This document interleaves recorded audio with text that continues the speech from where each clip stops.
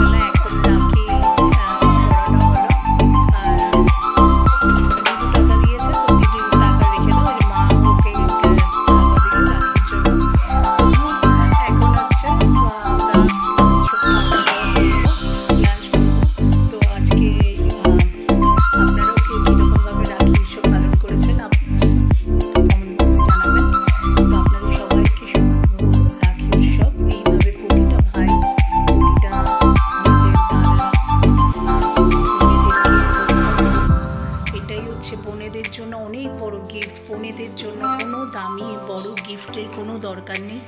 আমরা মা বাবারা ছোটোবেলা থেকে আমাদের ছেলেদের এটাই শেখানো উচিত যে মেয়েরা শুধু তোমার বোন বলে না, বা সবার বোনই, সবার দিদিদের, মায়েদের সবাইকে, তাদেরকে মাতৃস্তন্য, তাদেরকে সম্মান করা, প্রতিটা মেয়েকে সম্মান করা, রক্ষা করা, এটা আমাদের পরম দায়িত্ব।